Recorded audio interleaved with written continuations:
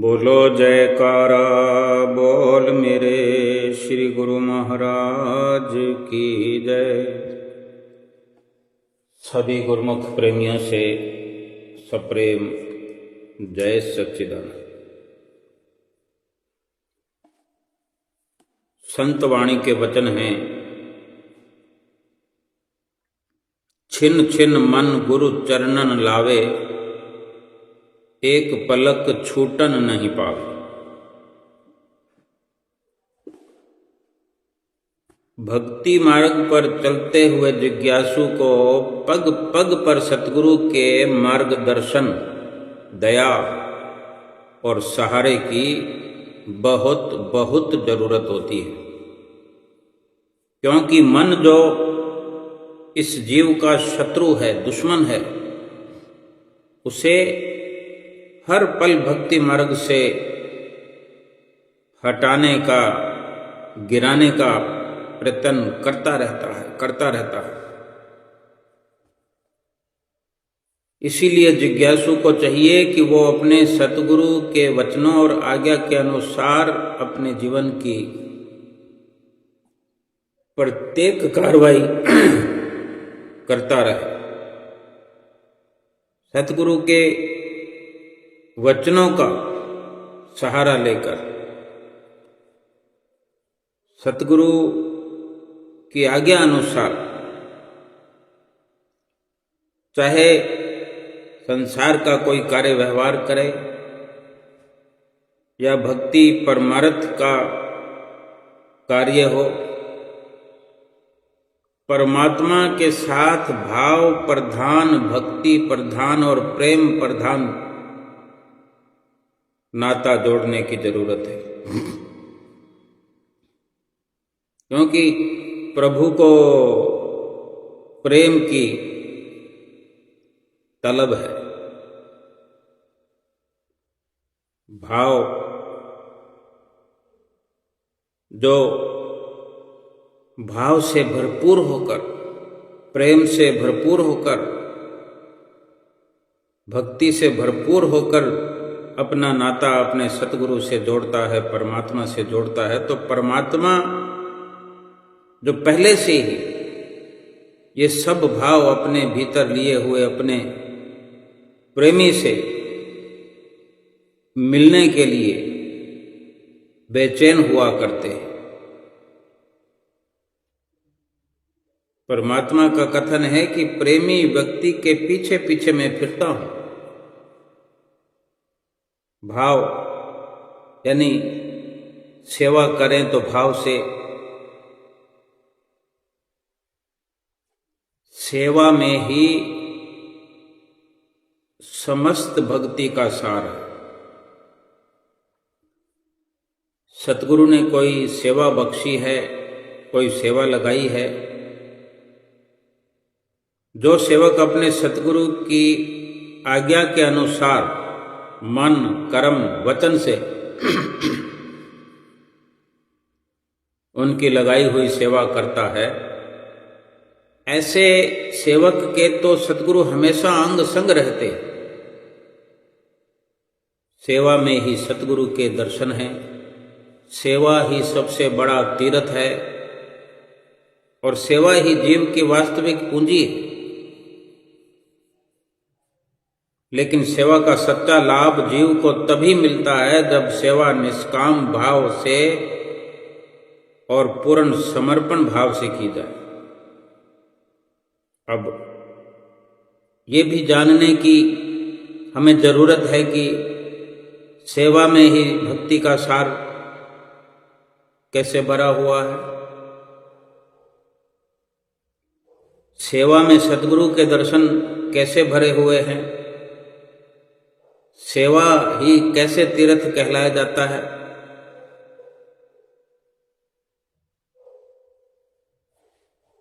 श्री दूसरी पातशाही जी श्री गुरु महाराज जी के समय की बात है।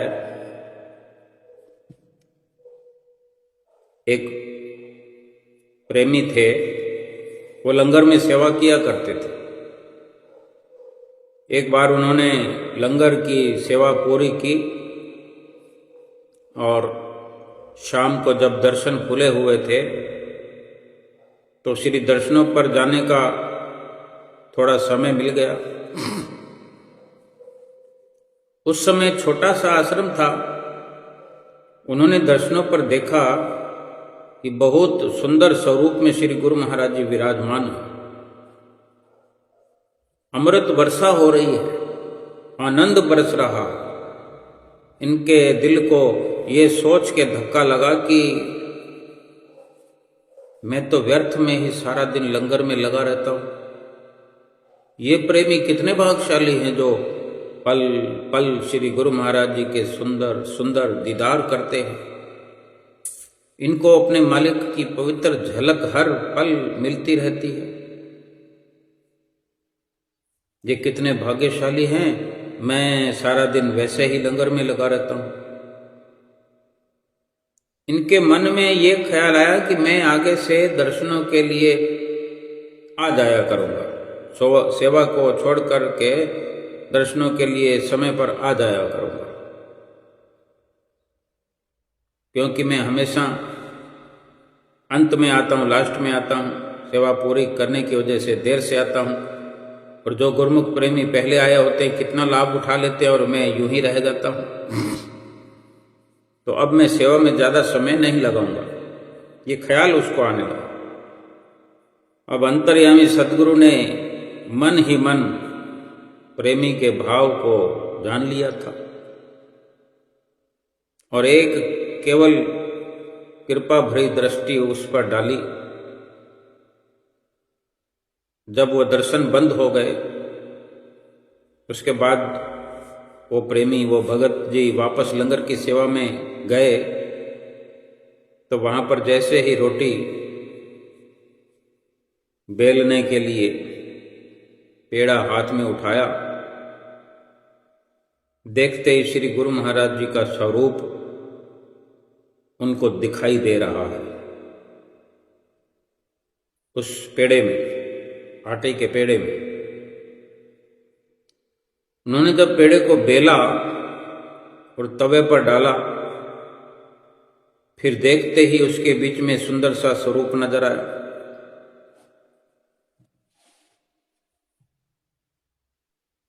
फिर उन्होंने जहां जहां नजर डाली वहां वहां सुंदर स्वरूप नजर आने लगा। हृदय के अंदर प्रेम के प्याले झलक उठे और तब आंखों से टप टप प्रेम के आंसू बहने लगे। भगत जी का रोम रोम पुलकित हो गया। वाह मेरे प्रीतम, मन ऐसा विभोर हो गया कि विनती करने लगे। अकेले ही हैं, अपनी सेवा में लगे हुए हैं, अपनी सेवा कर रहे हैं, लेकिन इतनी तब्दीली और इतना आनंद मगन होकर के वो सतगुरु से ऐसे जुड़ गए। इतना आनंद तो दर्शन हाल में भी उनको नहीं आया जो ये सेवा पर अनुभव कर रहे हैं। और विनती करने लगे मन ही मन कि मेरे सतगुरु कैसी अनुपम लीला है, सेवा के हर रूप में आप समाये हो। आपकी जय हो, आपकी जय हो। यही भाव हर सेवक के मन में होना चाहिए। जब सेवक लंगर में सेवा कर रहा हो तो मन में ये भाव रखे कि मैं अपने सतगुरु के लिए भोजन बना रहा हूं, सतगुरु को भोजन करवा रहा हूं। जब जल की सेवा में हो तो ये भाव रखे कि मैं अपने सतगुरु को जल पिला रहा हूं। अगर जोड़ा घर में भी जूते चप्पलों की सेवा भी लगी हो तो ये भाव रहे कि मैं अपने सतगुरु की चरण पादुका ले रहा हूं। किसी भी चप्पल को, जूते को हाथ लगाए और ये विचार रखे कि मेरे सतगुरु की चरण पादुका है। देते हुए भी और लेते भी हुए भी। तो सोचो, ऐसा भाव आने से यही भाव सेवक को अपने स्वामी के कितना करीब ले जाए। यही भाव सेवक को अपने प्रीतम के स्वामी के नजदीक ले जाता है। कहते हैं कि भगवान का बिरध है, भगवान के वचन है कि भाव का भूखा हूं मैं, भाव ही मेरा सार है, भाव से जो मुझको भजता, भव से बेड़ा पार है। सेवक के मन में सदैव ये भाव होना चाहिए कि जहां मेरे स्वामी मेरी सेवा लगा दें, वही मुझे अपनी सेवा में, वहीं पर उस सेवा में मुझे बिल्कुल तत्पर रहना है। चाहे सेवक अपने स्वामी के पास खड़ा होकर सेवा कर रहा हो या उनसे दूर रहकर सेवा कर रहा हो, सेवक सदैव अपने स्वामी की आंखों के आगे ही रहता है। सतगुरु की हर पल अपने सेवक पर दृष्टि रहती है। स्वामी को अपने सेवक का सदैव ध्यान रहता है। इस सेवा में सब दर्शन समाया हुआ है, ये समझने का हम प्रयास कर रहे हैं। ऐसा भाव हमारे भीतर आ जाए। एक बार गुरु महाराज जी के पास, दूसरी पातशाही गुरु महाराज जी के पास एक भक्त आया। गुरुमुख प्रेमियों ने बेशक ये श्री गुरु महाराज जी की सुंदर लीलाएं, कथाएं सुनी होंगी, लेकिन बार बार ऐसा अवसर मिलता है क्योंकि ठीक से अपने भीतर ऐसे सुंदर भावों को बसा नहीं पाते हैं। इसीलिए ये सारी रचना सतगुरु ने रचाई है कि बार बार सत्संग के माध्यम से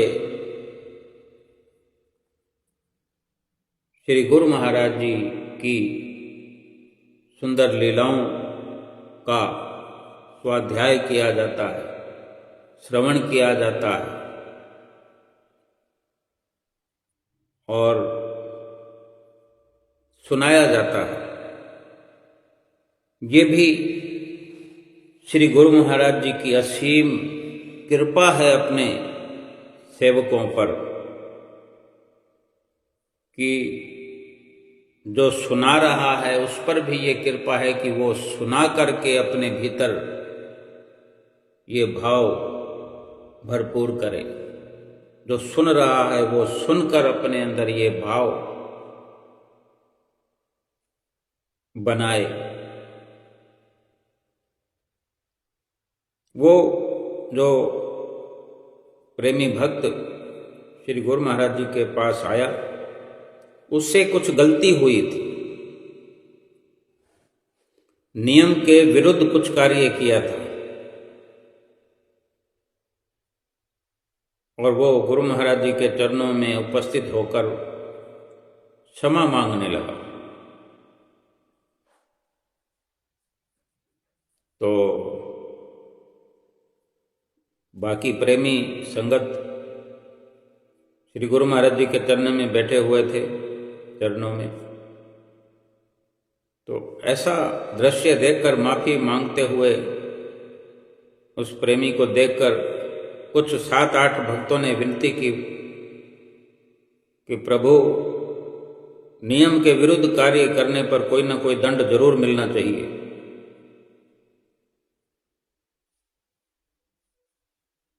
तब स्वामी जी ने पूछा कि ठीक है, तुम ही बताओ,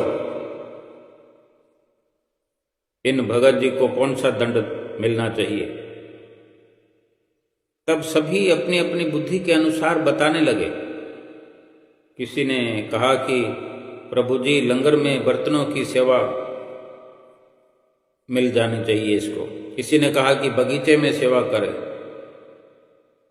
पूरा दिन नल चलवाया जाए, इससे आश्रम की सफाई करवाई जाए। इस प्रकार सभी ने अपनी अपनी बुद्धि के अनुसार अपनी तरफ से वो दंड निर्धारित कर दिया। तब स्वामी जी उन 8 को एक तरफ तथा उसे एक तरफ खड़ा कर दिया और उन 8 से कहा कि एक बात बताओ, उच्च दरबार की सेवा जिसके लिए देवी देवता भी तरसते हैं, उसे तुम सब दंड समझते हो? सतगुरु सेवा तो अमूल्य होती है। तब स्वामी जी ने फरमाया कि महापुरुष तो दयालु होते हैं, वे जीव की गलतियों पर ध्यान नहीं देते, जबकि ये भगत जी नम्रता धारण करके क्षमा मांग रहा है अपने आप। किसी ने इसकी शिकायत नहीं की, हमने इसको बुलाया नहीं, इसकी गलती को जतलाया नहीं, इससे गलती हुई और अपने आप आकर अपनी गलती को बता करके क्षमा माफी मांग रहा है। आजकल किसी की गलती अगर बता दी जाए तो उसके लिए कितना अपनी सफाई हर कोई देता है कि नहीं वो ऐसा था, वो ऐसा था, मैंने ये सोचा था, मैंने वो सोचा था। फिर कहीं जाकर ये स्वीकार करते हैं कि गलती हो गई, लेकिन गलती तो उसी वक्त मानने की जरूरत है। अगर किसी ने गलती को जतला दिया है तो बहुत बड़ी बात है, उसके बाद तो किसी भी प्रकार का तर्क करने की जरूरत ही नहीं है। तो उस गलती का सुधार तो तुरंत हो जाता है और तर्क वितर्क करने से कोई गलती छुपती तो है नहीं, बढ़ जाती है।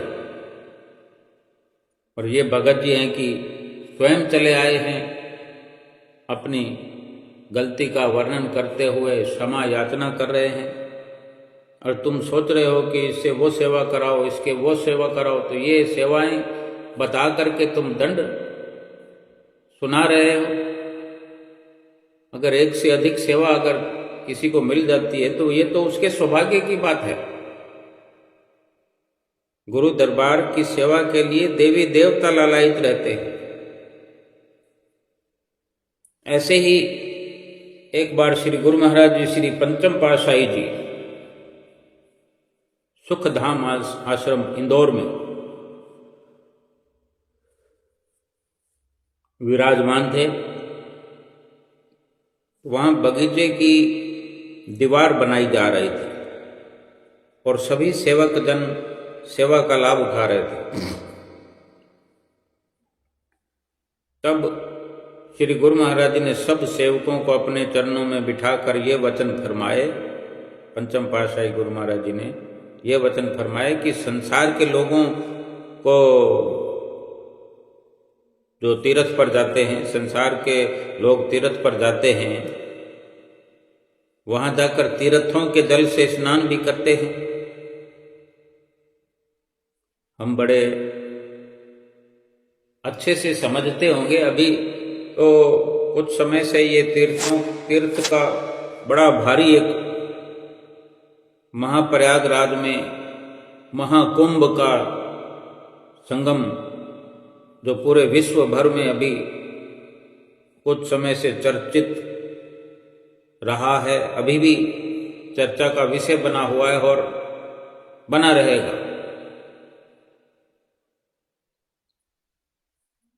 महापुरुष अपने नजरिए से तीर्थों का महत्व बताते हैं। श्री गुरु महाराज जी ने क्या समझाया कि संसार के लोग तीर्थों पर जाते हैं, वहां जाकर तीर्थों के जल से, यानी केवल एक नहीं अनेकों तीर्थ पर जाकर के स्नान करते हैं। तीर्थों पर स्नान ही तो होता है, जल से स्नान भी करते हैं और ये भी सोचते हैं कि जल में स्नान करने से उनके द्वारा किए हुए पाप कट जाएंगे, और स्नान कर लिया तो पाप कट गए, अपने आप से ही सब निर्णय हो गया।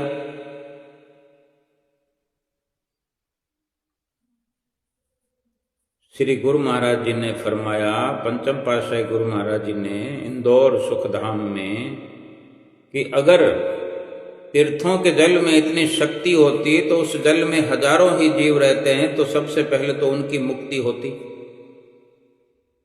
होती कि नहीं? अगर उस जल में नहाने मात्र से, यानी उस जल में शक्ति होती,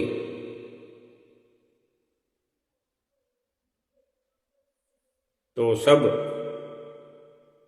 उन जीव जंतुओं की 84 कटती कि नहीं कटती।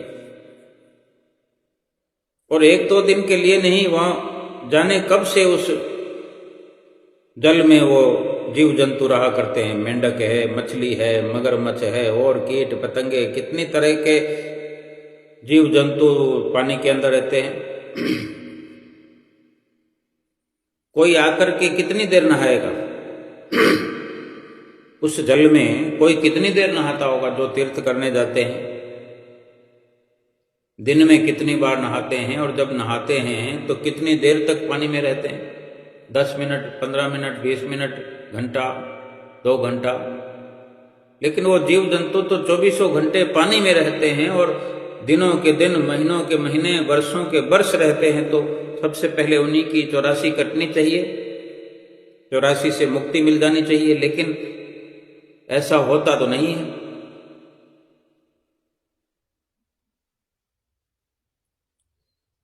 तीर्थों के जल में इतनी शक्ति नहीं कि वो आपके पापों को काट सके। हाँ, तीर्थ स्थान पर जाने के लिए जो मन में भावना बनती है, केवल उस भावना से, उस भाव से थोड़ा बहुत फल जो है नहाने से पहले ही मिल जाता है। एक योजना बनाने से, केवल वो ख्याल बनाने से, तैयारी करने से ही वो फल मिल जाता है। नहाने से उस पानी के अंदर, उस जल के अंदर कोई भी ताकत नहीं है, और भाव कोई कितना बना लेगा, क्योंकि अपनी मर्जी से चले, अपनी मर्जी से पहुंचे, अपनी मर्जी से नहाए। जहां हजारों जीव जंतु पानी में नहा रहे हैं, वहीं कोई भी इंसान जाके नहा रहा है। जैसा उनका हाल वैसे ही बाकी सबका एक जैसा। पानी के नजरिए से देखा जाए तो सभी को एक जैसा ही लाभ मिलेगा। श्री गुरु महाराज जी ने अपने सेवकों को बताया कि सच्चा स्नान केवल और केवल सतगुरु की सेवा है, जिससे जीव के अंदर के भी कलिमल, मलिनताएं धुलती है, पाप धुलते हैं, और बाहर के भी। जीव इस लोक में भी खुशियां पाता है और परलोक में भी। जो अपने स्वामी की सेवा सच्चे दिल से करते हैं, वे इस लोक में तो खुशियां पाते ही हैं, उनका परलोक भी खुशी खुशी व्यतीत होता है। लोक और परलोक में सच्ची खुशियां देने वाली केवल और केवल सतगुरु की सेवा है। बड़े ही भाग्यशाली जीव होते हैं जिन्हें सतगुरु की, अपने स्वामी की सेवा का सौभाग्य प्राप्त होता है।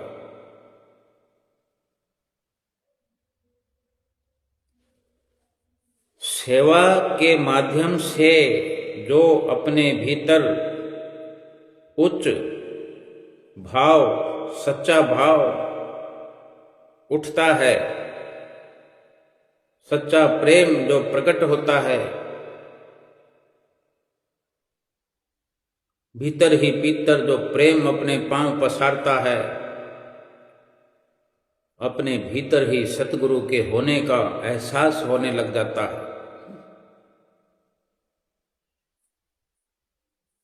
सतगुरु की आज्ञा अनुसार मन कर्म वचन से उनकी सेवा करता है। ऐसे सेवक के सतगुरु हमेशा अंग संग रहते हैं और ऐसी सेवा से ही सतगुरु के दर्शनों का नज़ारा, चाहे वो दूर बैठा हो सतगुरु से, चाहे नज़दीक हो, भीतर ही भीतर ये लाभ प्राप्त होता रहता है। हर पल हर दिन जीवन भर ये सेवकों को खुशी और सुख अनुभव होता है। मन के पापों का जो जखीरा है, मन के भीतर जो पाप हैं, वो एक प्रकार से वो विचार ही हैं।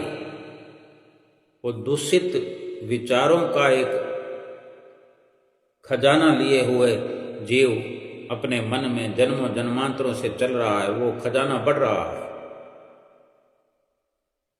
मन कोई वस्तु थोड़े ही है, एक विचारों का परकोटा है, ढेर लगा हुआ है, गुच्छा बना हुआ है, लोथड़ा है, गुथे हुए ऐसे विचार हैं। जैसे किसी चलते हुए पानी के पाइप में कोई धागे, कुछ घास, कुछ मिट्टी, ये सब मिल मिला के वो गंदगी, प्रदूषण, ये सब मिला करके वो ऐसा अवरुद्ध उस पाइप को कर देते हैं कि पानी फिर बाहर जाना बंद हो जाता, रोड़ा अटक जाता है, रोड़ा। इसीलिए मन को ये रोड़ा कहते हैं कि मन रोड़ा बन करके आगे खड़ा हुआ है, मुझे सत्संग में नहीं जाने देता, चला जाऊं तो सत्संग सुनने नहीं देता, सुन भी लूं तो सत्कर सत्संग जो है अंदर टिक कर नहीं रहता, सेवा करने का भाव ही नहीं बनने देता। जिस सेवा करने पर चले भी जाएं सेवा करने तो सेवा होने नहीं देता, मन रोड़े अटकाता है, चल चल चल, बस कर, हो गया, बहुत हो गया, इतनी सेवा करके क्या करना है। तो ये विचार जिसको हम मन कहते हैं, ऐसे दूषित विचारों का, विकारों का परकोटा बना पड़ा है, एक गुच्छा बना पड़ा है। ये भक्ति की राह में रोड़ा है। इसलिए सर्वप्रथम इस रोड़े को हटाना है, इस अड़चन को मिटाना है, हटाना है। क्योंकि भक्ति का प्रवाह, भक्ति की धारा आगे बह नहीं पा रही है। और हम केवल अगर बाहरी स्नान करते रहेंगे, भला मन कैसे पवित्र हो जाएगा? ये विचार कैसे हमारे धुल जाएंगे? जब पाइप में जब इस प्रकार अड़चन हो जाती है, कचरे का, कीचड़ का, धागों का, घास फूस का सब मिला करके फिर उसको कुछ न कुछ प्रेशर देना पड़ता है। पाइप से उसको धकेलने के लिए पीछे से प्रेशर देना पड़ेगा। बहुत ज़्यादा ऐसा अवरुद्ध हो जाए तो वहाँ काट छाट भी करनी पड़ती है, तोड़ फोड़ भी करनी पड़ती है। क्योंकि जिस घर में ये मुश्किल आन पड़े, पानी बाहर जाएगा नहीं तो अंदर अंदर कितना वो वातावरण दूषित हो जाएगा। जितना पानी बाहर जाने के लिए जाता है वो बाहर ना जाकर फिर वापस अंदर ही इकट्ठा होता रहेगा,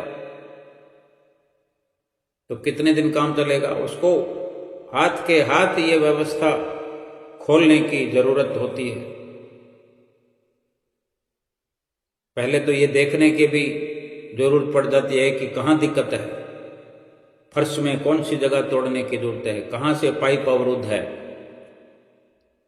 पता लगाया जाता है। फिर वहाँ पर तोड़ फोड़ करके उस पाइप को काट फाट के वो अड़चन निकाल करके फिर ये सारी व्यवस्था के लिए मिस्त्री बुलाया जाता है। आसानी से फिर वो सफाई नहीं होती, क्योंकि थोड़ा थोड़ा थोड़ा थोड़ा थोड़ा करते करते करते करते वो इतनी अवरुद्धता हुई है। अगर रोज ध्यान रखा जाता है, पाइप के अंदर हम देखते हैं जालियां लगी होती है, वॉश बेसिन में जाली होती है, चाहे किचन में बर्तन धोने का हो, बाथरूम में हो, सब जगह जाली लगी होती है कि पाइप के अंदर कोई कचरा ना जाए, क्योंकि पाइप जो हैं फर्श के नीचे चलते हैं। अगर कोई ऐसी मुसीबत आई तो बहुत मुश्किल हो जाती है फिर उसको समाधान करने में। हम भी जाली लगा कर रखें, ऐसे विकार इकट्ठे क्यों होते हैं? क्यों ऐसी धारणाएं हमारे अंदर बढ़ते बढ़ते बढ़ते बढ़ते फिर इतना बड़ा अवरोध हो जाता है? अब हम तो पहले ये विचार करें कि जो हमारी ऐसी विकारता है, जो ऐसे पाप जन्म जन्मांतरों से होते रहे। इंसान जब पाप करता है उसको पुण्य समझकर करता है। अगर पाप को पाप समझा जाए तो फिर करे क्यों? पता है कि फिर इस प्रकार से उसको धोने में दिक्कत आती है।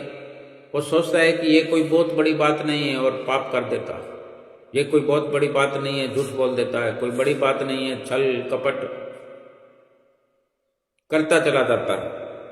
फिर कोई अधिक कहीं कुछ दिमाग में आग भी गया तो चलो तीर्थ नहा के आते हैं, सब पाप मिट जाएंगे। अपनी मर्जी से जान लेते हैं कि मैं पापी हूं। उसी को जरूरत है ना, जो पापी है उसको पाप धोने की जरूरत है। अपने से ही जान लिया कि चलो वहां नहा लेते हैं, पाप धुल जाएंगे। ये नहीं मालूम कि अवरुद्धता कहाँ है, अड़चन कहाँ है, पाप हो करके कहाँ पड़ा हुआ है, जिसको जल में धोने से दूर कर लिया जाएगा। हम तो शरीर से स्नान करते हैं, शरीर पर कोई पाप चिपका हुआ थोड़ा ही है। अगर हाथ कोई पाप करते हैं, किसी का कत्ल कर देते हैं, किसी को ईंट पत्थर उठा करके इन हाथों से मार दिया जाता है, तो हाथ को गुनाह करने पर किसने उकसाया? आंखें हैं, आंखों से हमने कुछ देखा, जुबान से कुछ बोला, कानों से सुना, इन सब के पीछे तो हमारा मन है, जिसको हम कह सकते हैं कि हमारा विचार, हमारी सोच समझ ठीक वहां पर करना है। तो नहाने से कहाँ वहां बदलाव हो जाएगा? पाप और पुण्य गुनाह ये हमारी विचारधारा में है। अभी हमारा किसी से कोई बोलचाल हो जाता है, अपने घर के आगे खड़े हुए, कोई नाली के कचरे को, कीचड़ को लेकर के कहा सुनी हो जाती है पड़ोसी से, तो हम आंखों से देखते हैं, फिर बोलते हैं, फिर उधर से कुछ आवाज आएगी वो सुनते हैं, फिर हम कुछ बोलते हैं, देखते जाएंगे, सुनते जाएंगे, बोलते जाएंगे, वो दंगा फसाद बढ़ जाएगा, मार पिटाई भी हो जाती है। होती है कि नहीं? अक्सर हम देखते हैं। आज समाचार पत्रों में देखें, भारी भरकम समाचार हैं, उसने उसको ये कहा सुनी हुई और कत्ल हो गया। क्या स्नान करने के लिए ये पाप किए जाते हैं, या स्नान करने मात्र से धुल जाएगा? अगर किसी को सजा भी मिल जाती है, कचहरी में कोई निर्णय सुना दिया जाता है, पुलिस प्रशासन कुछ सजा देते हैं, जेल में भी कुछ वर्षों तक रहना पड़े, तो क्या सजा भुगत तो हो गई? सजा तो बेकसूर को भी मिल जाती है। और फिर अगर सोचें कि एक गुनाह की इतनी सजा है, तो फिर सोचो कि कितने गुनाह हम ऐसे रोज करते हैं जिसका सरकार को पता ही नहीं लगता, जिसमें अड़ोस पड़ोस का ख्याल नहीं आता। हम चलते किसी कुत्ते को डंडा मार देते हैं, किसी गाय को, बैल को, घोड़े को, ऊंट को चलते डंडा मार देते हैं, किसी को हाथ उठा देते हैं। मच्छर मक्खियों की तो बात ही नहीं है, जाने अनगिनत हम ऐसी हत्याएं करते हैं। कितनी चींटियों को पांव के नीचे रौंदते चले जाते हैं। कौन कौन सा पाप धुलेगा स्नान करने से? तो उसके लिए जो परिवर्तन भीतर होना चाहिए, उसका स्नान भी भीतर चाहिए। वो स्नान मन का है, यानी उन विचारों को विचारों से धोने का। और यही सेवा का सार श्री गुरु महाराज जी ने समझाया। सेवा करने से क्या है, सेवा करते हुए हमारे अंदर अनेक अनेक विचार नए उठते हैं। जब सच्चे भाव से, सच्ची लगन से सेवा करते हैं, सतगुरु का ध्यान करते हुए, सतगुरु से प्रेम करते हुए, जैसे कि हम किसी को खाना खिला रहे हैं, लंगर में सेवा लगी हुई है, अपने घर में खाना बना रहे हैं, कोई माता खाना बना रही है, कोई बहन खाना बना रही है, तो सतगुरु का भाव तो अपने अंदर लाया जा सकता है ना। और भोग लगाने का भी नियम बना हुआ है कि पहले भोग श्री गुरु महाराज जी को लगाना है, ताकि ये अवसर हमें मिलता है कि हम अपने सतगुरु के आगे उपस्थित हों। कभी भोग लगाने के लिए उपस्थित हो जाएं, कभी पानी पिलाने के लिए उपस्थित हो जाएं, कभी उठाने के लिए श्री गुरु महाराज जी के श्री परमहंसों के आगे जाएं, कभी सुलाने के लिए जाएं, कभी आरती पूजा के लिए, कभी यूं ही कोई दिन में ख्याल आ जाता है। अगर हम अपने घर में बैठे हैं, अपने दुकान पर बैठे हैं, तो क्या दुकान पर भी तो गुरु महाराज जी का स्वरूप होता है, भक्तों के, प्रेमियों के, गुरुमुखों के।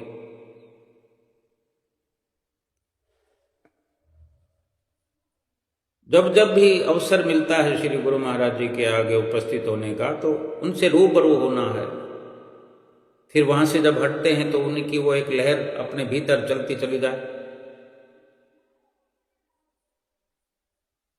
भाव यह है कि कोई रोटी बनाने वाला है, रोटी बना रहा है, तो ये भाव हो कि मैं श्री गुरु महाराज जी को पहले भोग लगाऊंगी।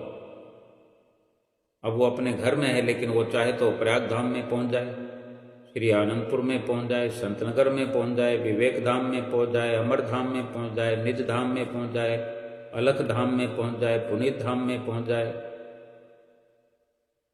जितने पथरी धाम में पहुंच जाए, जहां भी पहुंचे श्री गुरु महाराज जी को ही देखना है। क्योंकि कोई ना कोई गुरुमुख तो अपने इन धामों के आसपास रहते हैं। कोई अमर धाम के आसपास रहता है बंबई में, कोई विवेक धाम के आसपास बेंगलोर में रहता है, कोई 10-20 किलोमीटर की दूरी पर है, कोई 100 किलोमीटर की दूरी पर है, कोई 200, जिसको जो नज़दीक पड़ता है, जो जहाँ से अधिक जुड़ा हो। नहीं तो आनंदपुर प्रयाग धाम तो सभी लोग गुरुमुख प्रेमी पहुँचते हैं। यानी जब ये भावना हमारी मूल रूप से प्रबल हो जाए, हमारे अंदर ऐसा भाव हर वक्त जगने लगे कि हम खाना बना रहे हैं, तो ख्याल आना चाहिए मैं श्री आनंदपुर में रोटियां बना रही हूँ, पेड़ा बना रही हूँ। तो उस पेड़े के अंदर, उस पेड़े को बेले जाने पर, चकले पर रोटी बेल दी है तो उसमें तवे पर डाल दी है तो, और रोटी बनकर थाली में आ गई है तो सतगुरु का नूर दिखाई देगा।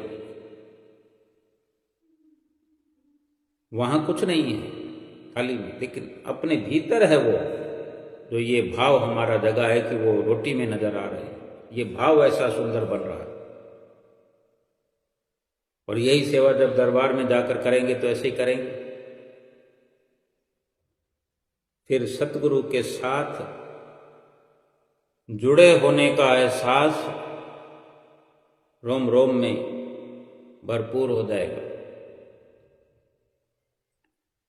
ऐसा भाव बना रहे, चाहे कोई भाई हो चाहे बहन हो, छोटा हो बड़ा हो। अब वहां जा करके सेवा करने का अवसर मिलेगा, कोई दीवारें तोड़ने का, दीवारें चिनाई करने का, ये तो बहुत दूर की बात है। हम घर बैठे ही ये लाभ उठा सकते हैं, क्योंकि भगवान ने अपना निर्णय सुना दिया। भगवान को क्या चाहिए? ये सेवा करवाने का जो गुरु महाराज जी ने अवसर हमें दिया है, सेवा का दरबार खोला है, सेवा का भंडार खोला है, ये तो केवल हमारे लिए। गुरु महाराज जी को क्या जरूरत है? कोई दीवार को तोड़वा रहे हैं, कोई बना रहे हैं।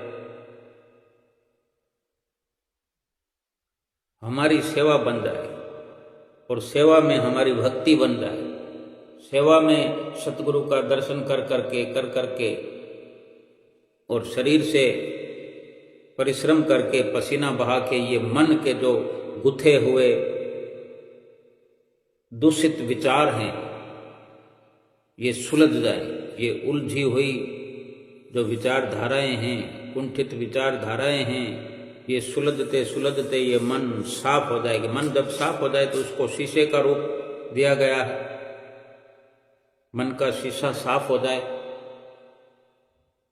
ये केवल भगवान को नहीं, हमें ठीक होने के लिए, हमें स्वच्छ होने के लिए, पाक पवित्र होने के लिए।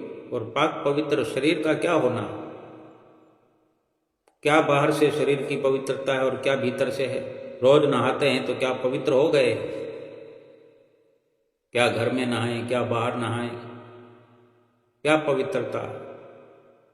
सुबह नहाते हैं 2 घंटे 4 घंटे के बाद में वातावरण दूषित हो जाता है, फिर बदबू आने लगती, स्मेल आने लगती है। गर्मियों के अंदर कितनी हम अनुभव की जिंदगी जीते हैं कि अपने ही शरीर से कितनी दुर्गंध आती है। ये तो बाहरी वातावरण है, भीतर का क्या कहेंगे? कितनी गंदगी हम अपने साथ में उठाए हुए फिरते हैं, एक जगह से दूसरी जगह जाते हैं, गंदगी को साथ लिए घूम रहे हैं। शरीर का जो वजन है, ये वजन गंदगी का थैला है, थैला इंसान। अगर गंदगी का थैला ना होता तो श्वास निकल जाने के बाद इसको कोई उठा करके बाहर फेंकने के लिए जल्दी नहीं करता, इसको उठा करके बाहर ले जाकर शमशान में जलाने की जल्दी नहीं करता।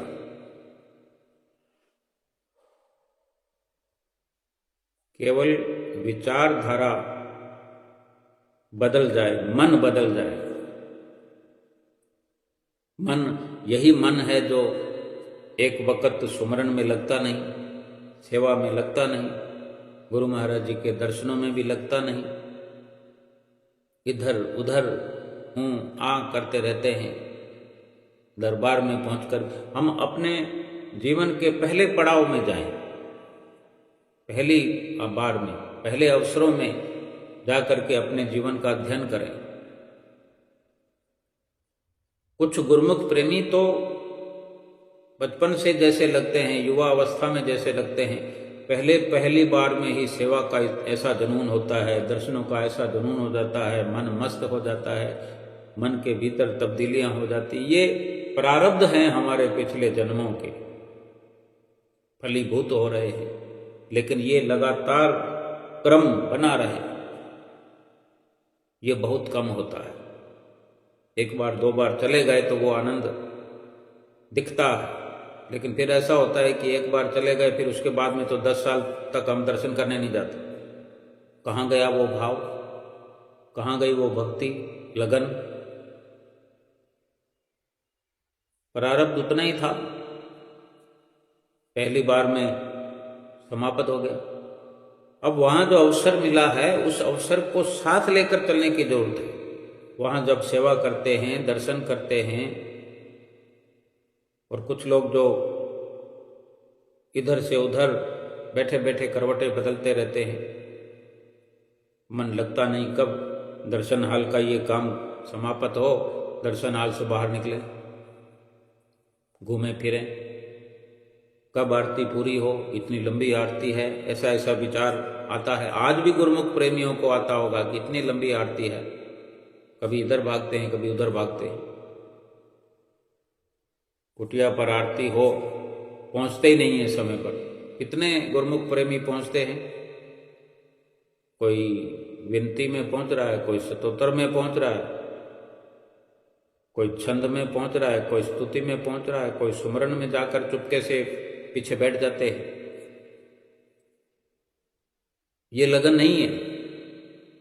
श्री गुरु महाराज जी ने इतनी लंबी आरती बनाई है तो ये भी विचारों को तब्दील करने के लिए, यही मन को बदलना है। और जो गुरुमुख प्रेमी लगातार बार बार महीनों के महीने, सालों के साल लगे रहते हैं, अपने आप की चित्त वृत्तियों को टटोलते रहते हैं, परिवर्तन का भाव लिए हुए सतगुरु से प्रेम, सुंदर भाव से जुड़े रहते हैं, तो भगवान तो यही कहते हैं कि भाव का भूखा हूं मैं, भाव ही मेरा सार है, भाव से जो मुझको भजता तो भव से बेड़ा पार है। फिर सोचो, ये सारी रचना हमारे लिए, वही मन होता है फिर ऐसे प्रयास करते करते करते करते मन ऐसा जुड़ता है कि फिर बार बार भागते हैं। आरती में जाकर देखें, कुछ गुरुमुख प्रेमी चाहे कुटिया पर हो, श्री दरबार में हो, अनंतपुर या प्रयाग धाम में हो, किसी भी धाम हो, आधा आधा घंटा पहले पहुंचे बैठे होते, आराम से निकल जाते हैं घर से। प्रयाग धाम या आनंदपुर में हो, 1 घंटा पहले जाकर के गुरुमुख बैठ जाते हैं। भाई टाइम अगर पड़ा है, श्री दर्शन हाल 6 बजे, 6:45 बजे श्री दर्शन हाल का समागम समाप्त होता है, लगभग 7 बजे आरती होनी है, तो दर्शन हाल से निकल करके सीधा मंदिर जी में जा करके बैठ जाते हैं जहाँ आरती होती है, कि इधर उधर घूमकर क्या करेंगे, और फिर कितना अवसर मिलेगा भक्ति का। दर्शन हाल में थोड़ा समय, आधा घंटा, पौना घंटा, 1 घंटे का अवसर मिल गया। अब आरती में पौने घंटे की आरती का अवसर है, उसके बाद में तो रात भर सोना है, रात भर छुट्टी है। फिर हमारी मर्जी है कि हम अपनी चित्त वृत्तियों में सतगुरु को बसाए हुए कोई भजन करते हैं, सुमरन करते हैं, या ऐसे सुंदर विचारों को सजा कर रखते हैं, या कर खाना पीना खा करके सो जाते हैं, सारी रात खराटे मारते रहते हैं, क्या पता है। लेकिन ये खास अवसर होता है, गुरुमुख प्रेमी समझते हैं कि चलो आरती में जाकर बैठ जाते हैं, श्री गुरु महाराज जी 7 बजे आ ही जाएंगे। लेकिन सभी लोग ऐसा नहीं सोच पाते। समय सबके पास है, सभी के पास समय भरा हुआ है, किसी के पास समय की कमी नहीं है, समय सबको बराबर मिला हुआ है। अब भगवान ने तो अपना फैसला सुना दिया कि भाव से जो मुझको भजता है उसका भव से बेड़ा पार है। भाई मुझे तो भाव चाहिए। अब हम देख रहे होते हैं कि लाइनों में लगे हुए गुरुमुख प्रेमी जो मत्था टेकने के लिए श्री गुरु महाराज जी के आगे जाते हैं, कोई कुछ भोग लगा रहा है, कोई कुछ भोग लगा रहा है, उसमें किसी का कुछ भाव है, किसी का कुछ भाव है, कोई मन्नत मान के आया है, कोई केवल सतगुरु को रिझाने के लिए कोई वस्तु भाव से पूर्ण करके लाया है। एक माध्यम जो है उसका भाव है, चाहे वो किसी मकसद के लिए या भाव से अपने सतगुरु को भजता है, अपने ऐसे सुंदर भाव को माध्यम बना करके अपने सतगुरु की नज़दीकी प्राप्त कर रहा है, तो सतगुरु को तो भाव चाहिए। वो वस्तुएं तो केवल जरिया हैं, माध्यम हैं। गुरु महाराज जी उसी भाव के अनुसार, चाहे नमकीन हो, कोई मिठाई हो, तरल हो, सख्त हो, हर वस्तु का भोग लगाते हैं हमारी खुशी के लिए। इसके मायने ये थोड़ी है कि सतगुरु को वो सब चीज़ खाने का शौक लगा हुआ है, तमन्ना लगी हुई है। कोई कितनी वस्तुएं खाता, हम कहीं मेहमानों के घरों में अगर कई 10 घरों में जाना हो, जैसे कोई घर में शादी ब्याह होता है तो हम कार्ड वितरित करते हैं, निमंत्रण पत्र। तो क्या सबके घर बैठ बैठ के चाय पकौड़े खा सकते हैं? कितना हाथ जोड़ जोड़ करके मनाना पड़ता है कि नहीं, हम अभी चाय पी के आए। हमारे सतगुरु देखो, सैकड़ों लोगों का भाव देखकर हर किसी को प्रसन्न करते हैं। तो हमें भी सतगुरु का भाव देखकर कि सतगुरु हमारे भाव के भूखे हैं, तो हम अपने सुंदर सुंदर भावों से सतगुरु को भजें, सतगुरु के वचनों को भाव से पूर्ण करें, सतगुरु के बताए हुए रास्ते पर भावपूर्ण होकर के चलें। चाहे 5 नियमों की पूर्ति करनी है तो भाव से करें, सुमरन करना है तो भाव से करें, सेवा करनी है भाव से करें, दर्शन करना है भाव से करें। और ये भाव कितना असरकारक है कि सतगुरु को भाव से, भाव भरी नज़रों से देखते देखते देखते हम सतगुरु के दिल में उतर जाते हैं, और इसी भाव से सतगुरु हमारे दिल में उतर जाते हैं। बोलो जयकारा बोल मेरे श्री गुरु महाराज की जय।